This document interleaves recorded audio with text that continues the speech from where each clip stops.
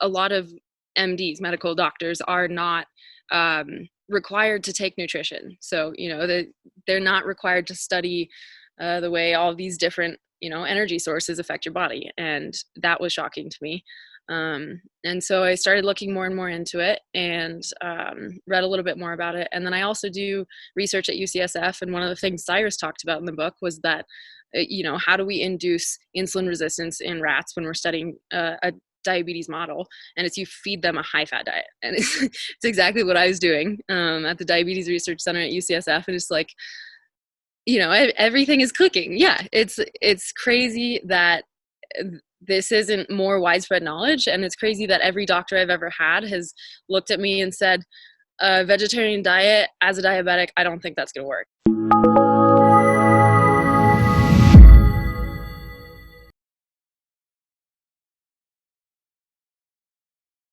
Yeah, so I was diagnosed December of 2015, and basically I was I was a competitive ski racer. So I was traveling the world to race and compete, and it was really cool. I had a ton of great experiences. I have international friends all over the place, and I got to travel a ton.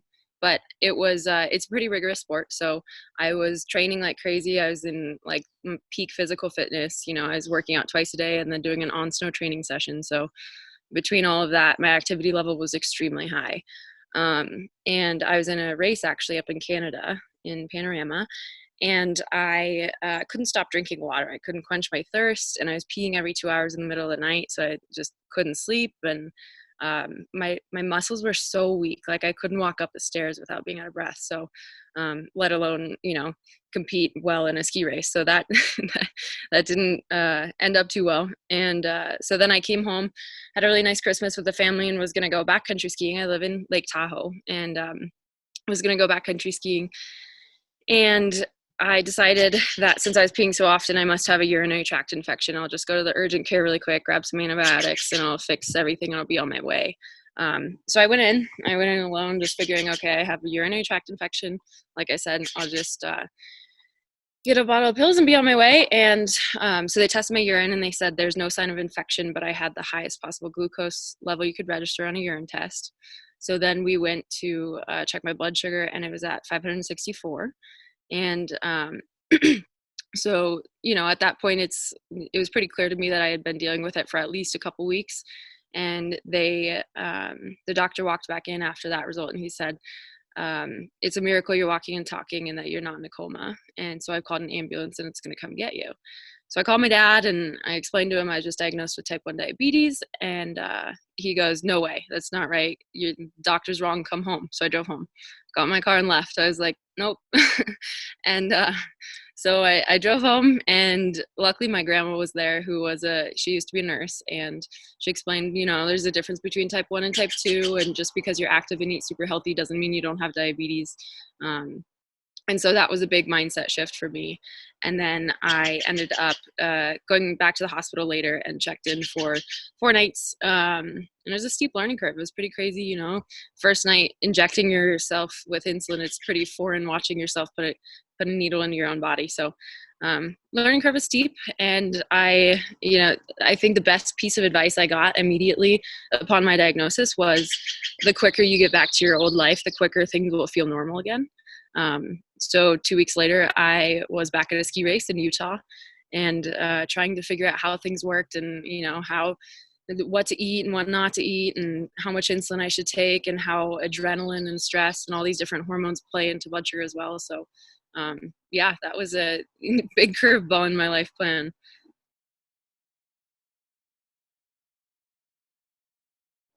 Yeah, I mean, depends on how deep you want to get into it, but basically from the moment I was diagnosed, my doctor told me you should eat probably about 20 grams of carbs a day. You should limit your carb intake. So I looked at all these, of course, my dad and I and my mom are doing research online and trying to figure out the best route to go from there. And everything was like, oh, go to the keto diet, do high fat, high protein, low carb. And so I was like, okay, let's do that. So I kind of threw myself at that diet. Also, 3 months after I was diagnosed, I entered in a clinical trial. I joined a clinical trial out of UCSF, and it was actually just studying the effects of chemotherapy on newly diagnosed type 1 diabetics. So basically, when you're diagnosed with type 1 diabetes, it's an autoimmune attack. And so the theory behind taking chemotherapy within 3 months of diagnosis is that it slow your immune system down from attacking your own tissue. So I was on chemotherapy for 6 months, and that was also a whole nother experience. I mean, it was a double-blind study, so I didn't know if I was on it, but the way my body changed and the way I went through a lot of nausea and cramping and just side effects, I kind of knew myself that I was on it. And when the results came out, I was in fact getting the treatment. So that was another thing I did to try and combat the side effects of diabetes and try and get involved in science, really overcome that. But then keto diet kind of stuck around for a while for me. The one big problem with the keto diet was any kind of activity I would do, it would spike my blood sugar like crazy. I would just get this crazy cortisol dump, spike my blood sugar right away. Even, like, oh, go for a nice little jog, it's supposed to lower your blood sugar. No, I'd get this crazy spike. So, obviously now that I'm learning about metabolism more, I understand the effects behind not having enough glucose in your system. But yeah, so that really didn't work for me because I'm a super active person. And so then I started looking to other diets, and I kind of just went back to a normal diet, was eating what I wanted when I wanted. I've always been a huge fan of salads, so that's never been an issue for me, but steak is also my favorite meal for a long time. And so, that was a huge part of my life. So yeah, it was a high protein, high fat diet for a very long time. And then eventually I got to the point where I went to the Dominican Republic to do some volunteering with a nonprofit for diabetics and called IUDA, and it stands for American Youth Understanding Diabetes Abroad. And I came back and had some stomach issues and went back and forth with a bunch of doctors, got some testing done. And it's not clear because no test ever showed a positive result for parasites, but I was treated from a couple different doctors, mostly naturopaths, as if I did have a parasite because I was just having these crazy stomach issues. And finally, one of the naturopaths said, okay, your liver is super overburdened. And it was hard for me to believe because I'm like, okay, I'm not an alcoholic. I don't drink all the time. I'm super healthy. I'm active. Like, there's no way my liver's an issue. Anyways, I took her idea and ran with it because at that point, I just wanted to do anything to feel better. And so I went home after that doctor appointment and looked up liver cleanses and came across Anthony Williams' 369 liver cleanse diet. So it's like 9 days of fruits and vegetables only, like raw fruits and vegetables only. And so I stuck to that. Basically out of whatever diet I was eating. I didn't have any restrictions at that point, and did that. And at the end of those 2 weeks, I had so much more energy, no stomach problems, absolutely everything was normalized. Even though I was eating like 5 times the amount of carbs that I normally was, I was taking like a third of the amount of insulin. Everything dropped. Like it was crazy. So I decided I felt so good that I just completely quit like animal products cold turkey there. And it's been a year now and I feel great. But for me, the biggest part of the transition is like, it's always, since I was diagnosed with diabetes, it's always been, oh, your diet's limited. Like, oh, you can't have this. Oh, you can't have that. And I don't think that's the right way to live. So I don't look at it as like strictly, fruits and vegetables or, like, oh, this is restricted from your diet. I avoid meat for sure. I avoid most animal products. The two that find their way into my diet here and there are cheese and eggs. So I was strictly vegetarian for a while. I do pretty good with cutting all that stuff out now, just because I know I do feel better. But it comes and goes. And I think flexibility within your diet, it's a way of living. It's not a diet. So after I decided I felt so good, I actually found them through Instagram. And the publishing house reached out and sent me a copy of the book. I was a college student, broke college student trying to make rent. So I'm not paying for any books at this point besides school textbooks. And the publishing company reached out, said, hey, I realize your Instagram says you're a diabetic. I'd love to send you some new science and have you check it out. And so I was in the middle of finals when he sent me the book. I looked at the book and like put it down. It's like, oh, this is great. Whatever. I'm vegetarian now. It's kind of goes along with what I've been doing for a couple days. And then I actually was so depressed studying for finals that I stayed up one night, the entire night. As I was studying for finals, I ditched all my final studying material and just read through the book, and it was just, skipping chapters here and there, but getting the gist of everything, and was just blown away by all the science in there. And, the fact that I think one thing that they mentioned in the book and that I had just recently come to know also is that a lot of MDs, medical doctors, are not required to take nutrition. So, they're not required to study the way all these different, energy sources affect your body. And that was shocking to me.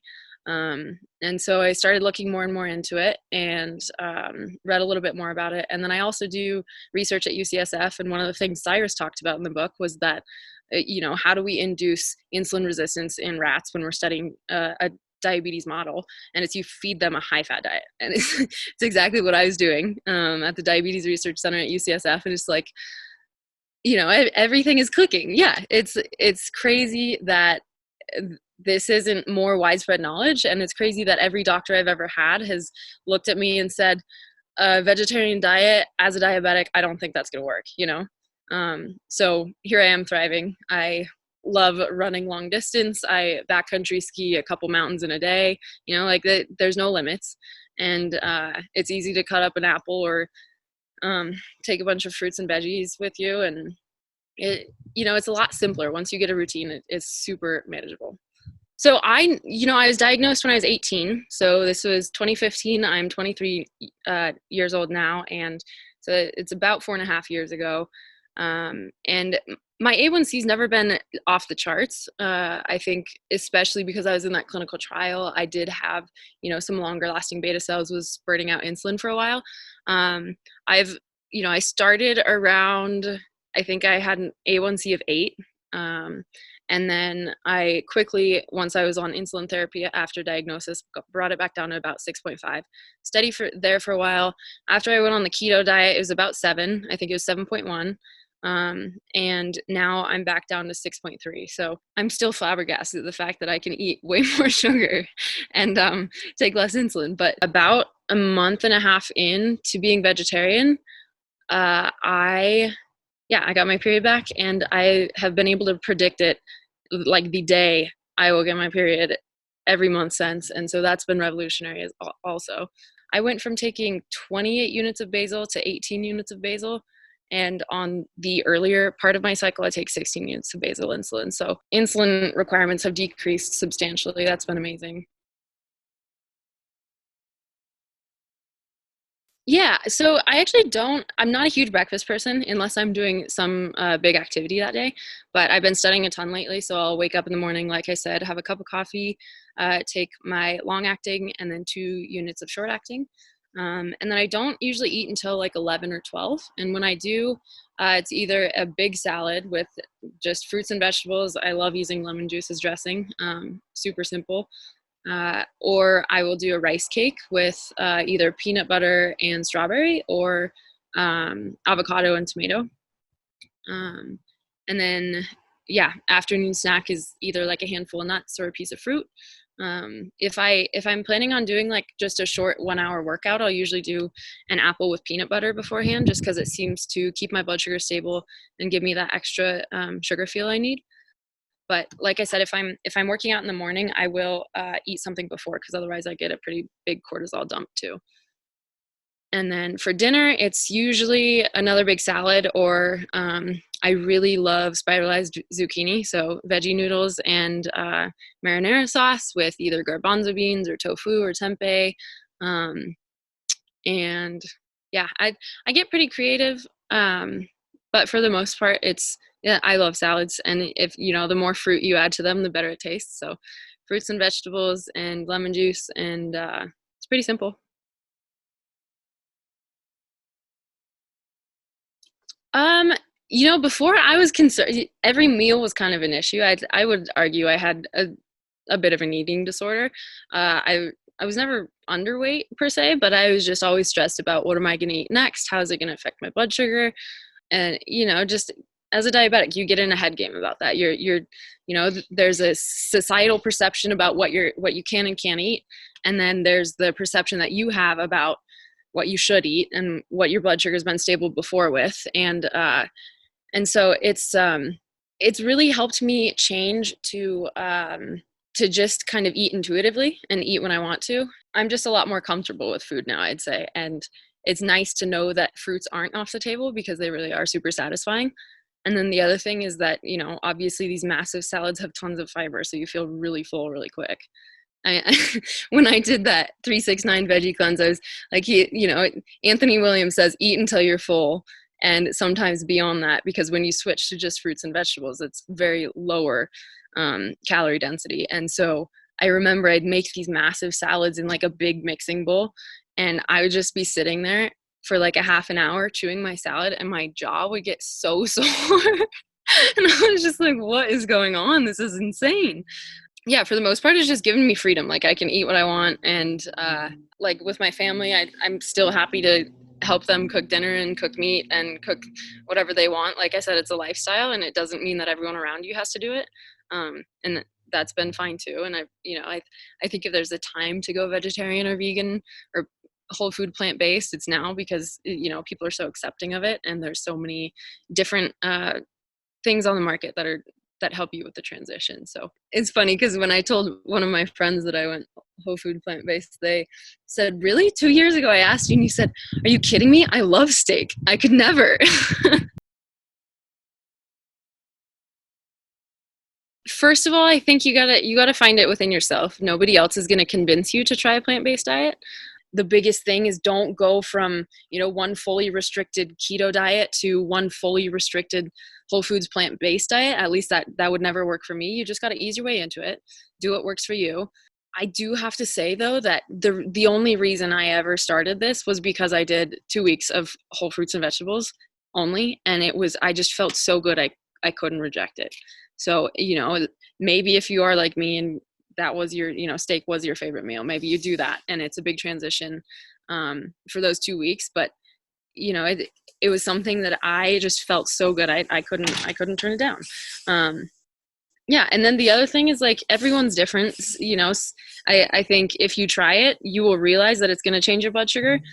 It might not work for your lifestyle, and that's okay. Like I think it's there's not a one size fits all thing for the diabetes life, and it's important to do what works for you best and what makes you happiest and feel your best, and that's what works well for me, and we've seen it with a lot of other people, so it's worth trying for sure.